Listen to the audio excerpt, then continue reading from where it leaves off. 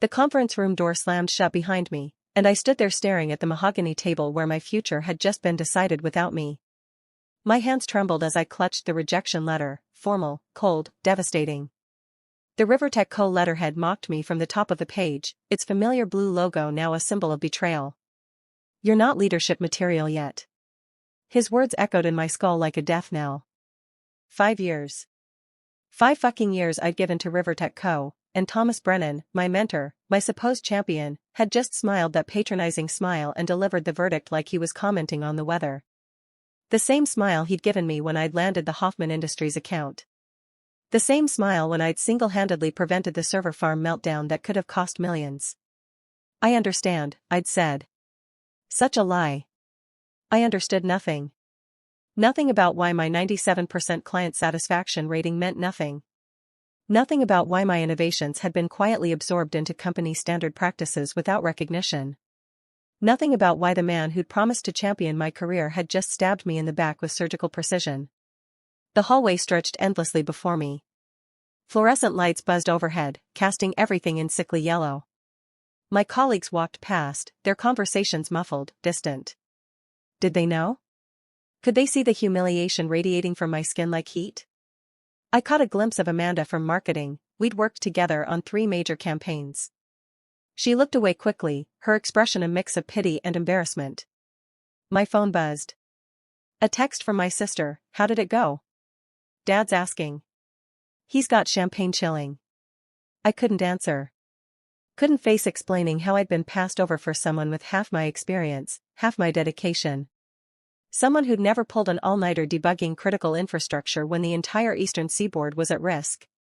Someone who'd never sacrificed Christmas morning to handle a system crisis while my family opened presents without me. Someone who'd never missed my own birthday party because Thomas needed just one more analysis, completed by morning. The elevator dinged. I stepped inside, watching my reflection in the polished steel, hollow-eyed, defeated. The woman staring back at me looked like a stranger. Where was the fierce ambition that had driven me here? Where was the fire that had sustained me through sleepless nights and thankless projects? Where was the version of myself who'd graduated summa cum laude from MIT, who'd turned down offers from Google and Microsoft to join Thomas's team?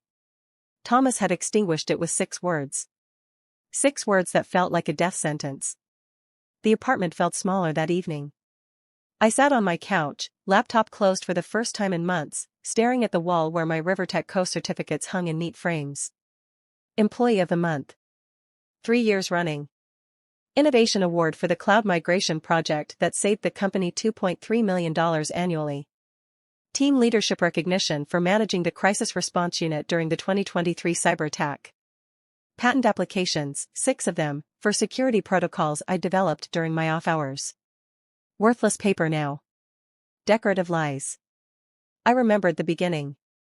Fresh out of MIT, hungry and naive, thinking competence was enough.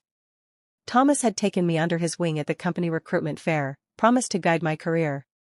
"You have potential, Jemma," he'd said over coffee at that overpriced Cambridge cafe. "Follow my lead, and you'll go far." He'd been charming, sophisticated, everything I'd imagined a tech industry mentor should be. Other students had envied me. Thomas Brennan was a legend, a visionary who'd built RiverTech Co's entire security infrastructure from scratch. So I had followed. I'd absorbed his lessons, mirrored his strategies, stayed late when he stayed late. I'd watched him navigate office politics with surgical precision, noting how he cultivated relationships with board members' assistants, how he positioned himself for maximum visibility during quarterly reviews, how he managed information flow to ensure he was always the source of good news. I'd thought I was learning to be like him. The late nights blurred together. System upgrades that couldn't wait, except they could, and Thomas knew it. He'd just preferred to schedule them when it was convenient for him to demonstrate his dedication to upper management. Client emergencies that somehow always fell to me while he attended networking events. "You're better with the technical details," he'd say. "I need to focus on the big picture." My personal life withered like a plant in darkness. Jake had been patient at first, understanding when I missed dinners, when I had to cancel weekend plans. But after 2 years of broken promises and 3 a.m. phone calls dragging me back to the office, he'd finally given up. "You're married to that job," he'd said. "And Thomas is your husband, not me." The friendships faded next. Sarah from college stopped inviting me to her parties. My MIT study group chat went silent whenever I joined. Even my family began to drift away. My mother stopped asking when I'd visit, my father stopped calling to check in. My nephew's birthday parties, my sister's promotion celebration, my grandmother's 90th birthday, all sacrificed on the altar of Thomas's ambition. But Thomas always had praise. "You're indispensable, Jemma. The backbone of this operation." His approval became my oxygen, my validation, my entire sense of self-worth. When other departments tried to poach me, Google had made 3 separate offers, each one doubling my salary, he'd intervene. "She's not ready for that level of responsibility yet," he'd tell them. "Give her another year. She needs more seasoning." Another year became 2. 2 became 3. 3 became 5. Each time, the promise of soon dangled just out of reach. Each time, I believed him because I wanted to believe him, because the alternative was admitting I'd wasted the best years of my career on a lie. I'd built entire systems from scratch, the customer data protection framework that became industry standard, the automated threat detection system that caught 3 major breaches before they could spread, the disaster recovery protocols that kept us operational during Hurricane Elena when half the eastern seaboard went dark. I'd managed teams twice my size, mentored junior developers who'd since been promoted above me, saved the company millions in downtime and legal fees. And when the senior director position opened, the role I'd been groomed for, the natural next step in a career trajectory that made perfect sense, he'd smiled and crushed my dreams like they were nothing. "You're not leadership material yet. Not yet. Never yet. Always almost, but never quite enough." The realization hit me like ice water. I'd been played. Perfectly, systematically, completely played. Thomas hadn't been mentoring me, he'd been farming me.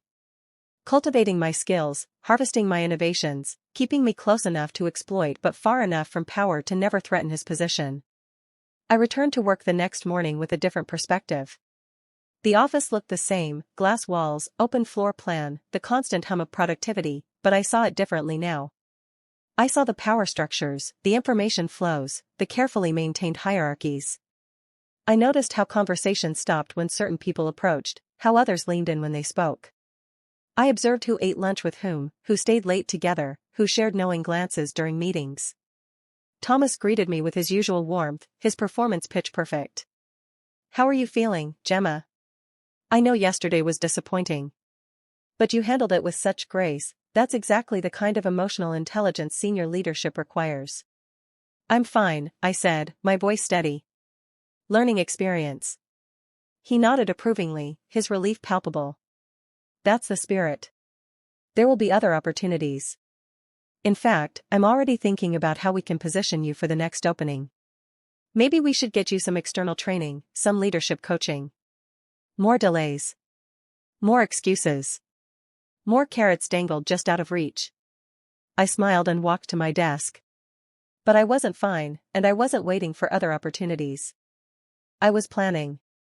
And unlike Thomas, I'd learned to think 3 moves ahead. The promotion had gone to Brian Mitchell, external hire, impressive resume from a boutique consulting firm, zero understanding of RiverTech Co's Byzantine systems.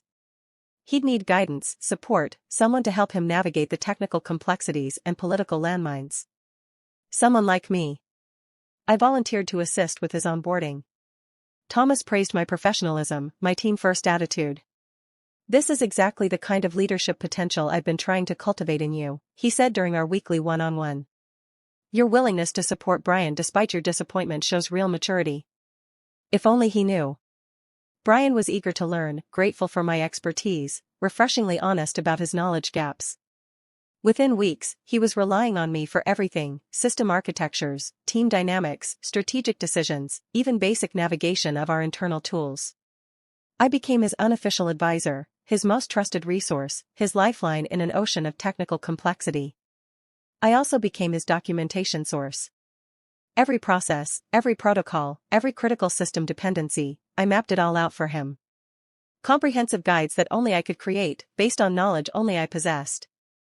Knowledge that existed nowhere else because Thomas had always discouraged documentation, preferring to keep institutional knowledge concentrated in the hands of a few trusted lieutenants. Knowledge that would soon become weaponized. During lunch breaks, I started having casual conversations with colleagues from other departments. Finance, legal, operations, HR, people who'd worked with Thomas over the years but from different angles, different perspectives. I listened more than I spoke, asked innocent questions, gathered fragments of information like a detective assembling evidence.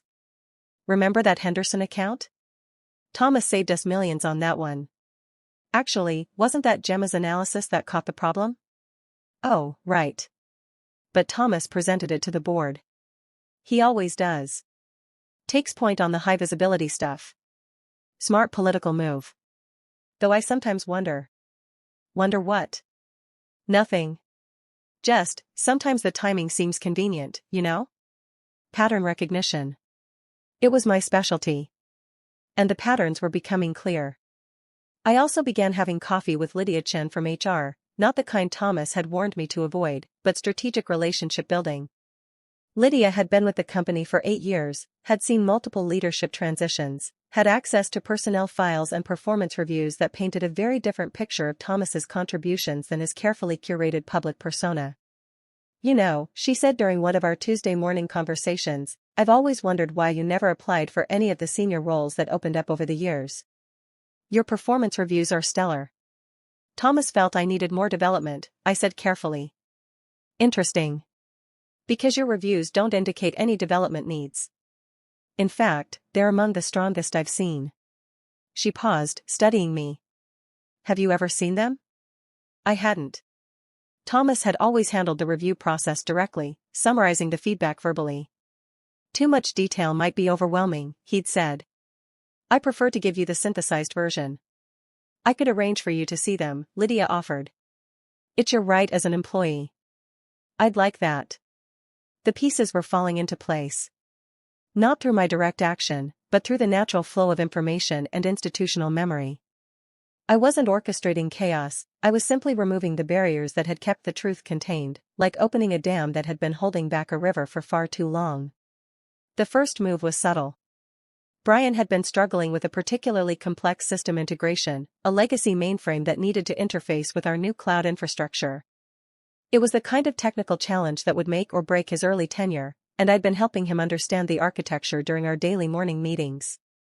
During one of our sessions, I mentioned that similar integrations had failed spectacularly at other companies. Really? He asked, concern creeping into his voice. What went wrong? Oh, the usual suspects.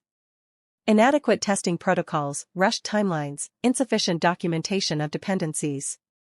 The Henderson account, for instance, classic case study in how not to handle legacy system migration. I pulled up the project files on my laptop, walking him through the technical details with the kind of expertise that only came from having lived through the crisis. The original integration plan had been catastrophically flawed, security vulnerabilities, data integrity issues, performance bottlenecks that would have brought down the entire network during peak usage periods. Thomas had presented a revised approach to the board, taking full credit for identifying the risks and proposing solutions that had ultimately saved the company from a multi-million-dollar disaster. But the documentation told a different story. My analysis, written at 3 a.m. during a caffeine-fueled coding session while Thomas was at a conference in San Francisco. My recommendations, detailed in technical specifications that bore my digital signature and timestamp. My late-night emails to the development team, archived in the company servers, outlining exactly how to implement the fixes. Would you mind if I presented this to the board? Brian asked, scrolling through the files with obvious fascination. As a cautionary tale for our current project? This level of technical foresight is exactly what they need to see. Of course not. Knowledge should be shared. The board meeting was scheduled for the following week. I made sure certain key documents were easily accessible in our shared systems, organized in a folder labeled Historical Case Studies, Best Practices. I also made sure that Thomas would be presenting his quarterly review immediately after Brian's technical presentation, a scheduling coincidence that I'd suggested to Thomas's assistant, Emma, when she'd asked for my input on agenda optimization. 3 days before the meeting, I had coffee with Janet Morrison from legal. We'd been having these informal chats for weeks, nothing suspicious, just two professionals discussing industry trends and compliance issues. Janet was sharp, methodical, the kind of lawyer who noticed discrepancies that others missed. You know, she said, stirring her latte thoughtfully, I've been reviewing some of our older contracts for the annual compliance audit, and I keep seeing discrepancies in the attribution of technical innovations. It's probably nothing, but my paranoid legal mind won't let it go. What kind of discrepancies? Work credited to senior staff that appears to have been actually performed by junior team members. Patent applications with incorrect inventor listings. Project leadership attributed to people who weren't even in the relevant meetings according to calendar records. She paused, studying me. It's creating some interesting liability questions. I nodded thoughtfully. That does sound concerning. Have you flagged it for review? I'm building a case file. Due diligence, you understand. If there are systemic issues with intellectual property attribution, the company could face significant legal exposure. The pieces were falling into place. Not through my direct action, but through the natural flow of information and institutional memory. I wasn't orchestrating chaos, I was simply removing the barriers that had kept the truth contained. 2 days before the board meeting, I received an encrypted message from Kevin Torres in IT security. We'd worked together on several projects, and he'd always struck me as someone who paid attention to details that others missed. The message was brief: unusual access patterns in system logs. Anonymous tip came in. Thought you should know. I met him in the parking garage after hours, away from the office's surveillance systems. Kevin was nervous, constantly checking over his shoulder. Someone's been accessing files they shouldn't have been accessing, he said. Historical project documents, personnel records, even email archives. The access patterns suggest someone with senior-level privileges systematically altering timestamps and attribution data. How long has this been going on? Years. Maybe since the beginning. The scary part is how sophisticated it is. Whoever's doing this knows our systems intimately. They've been covering their tracks, but they made some mistakes in the metadata. Digital forensics is my specialty, and I can see the fingerprints. What kind of mistakes? Version control inconsistencies. Backup files that don't match the production versions. Email headers that show messages being accessed and modified after they were supposedly sent. He handed me an encrypted drive. I've been building a comprehensive audit trail. If this goes public, it's going to be a bloodbath. The investigation would take weeks to complete. But the preliminary findings were already raising eyebrows in the executive suite. And the timing, right before the board meeting, was perfect. I went home that night and reviewed my performance reviews that Lydia had finally provided. 5 years of stellar ratings, glowing comments, recommendations for advancement that had never been acted upon. Comments from board members who'd worked with me directly, praising my technical expertise and leadership potential. Reviews that painted a picture of someone who'd been ready for promotion for years, held back by a single gatekeeper who'd consistently recommended additional development. Thomas had been playing a long game. But he'd underestimated his opponent. The board meeting was a masterpiece of controlled demolition. Brian presented his Henderson account analysis with clinical precision, his presentation slides crisp and professional. The original flawed proposal, with its glaring security vulnerabilities and architectural oversights. The mysterious revision that had appeared overnight, complete with sophisticated risk assessments and detailed implementation protocols. The clear documentation showing whose work had actually prevented what could have been a catastrophic system failure. I watched Thomas's face drain of color as the slides progressed. His usual composure cracked as Brian displayed the technical specifications, complete with digital signatures and timestamps that told an unambiguous story. The boardroom fell silent as the implications sank in. This is remarkable work, board member Elizabeth Knapp observed, studying the documentation. The level of technical sophistication in this risk analysis is extraordinary. Mr. Brennan, you've really outdone yourself. Thomas tried to interrupt, to provide context, but Brian was already advancing to the next slide. Actually, I should clarify, this analysis was performed by Jemma Harolds. Her digital signature and timestamp are clearly visible in the metadata. The original proposal that nearly caused the system failure was actually submitted under Mr. Brennan's name. The room temperature seemed to drop 10 degrees. Thomas's mouth opened and closed like a fish gasping for air. This is clearly a documentation error, he said, his voice strained. I supervised the entire project. The work was done under my direction. But the technical specifications bear Ms. Harolds' digital signature, Elizabeth observed, her tone carefully neutral.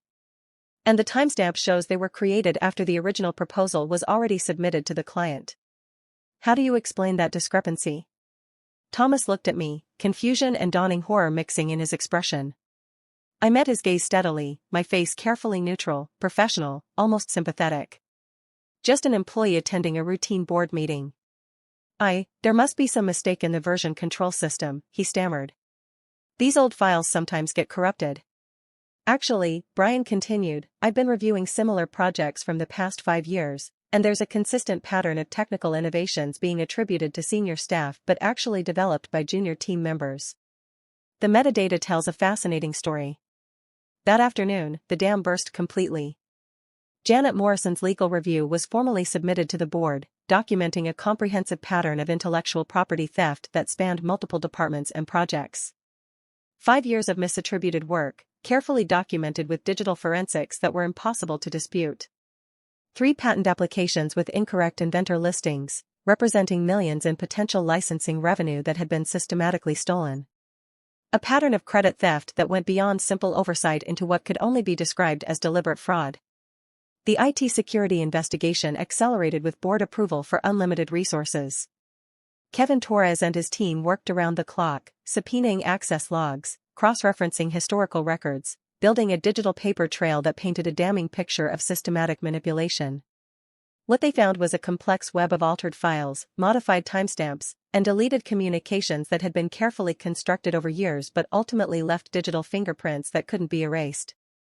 Thomas had been covering his tracks for years, but he'd made one critical error: he'd assumed the systems wouldn't remember. He'd forgotten that in the digital age, nothing truly disappears, it just gets buried deeper. And Kevin Torres was a digital archaeologist of the highest order.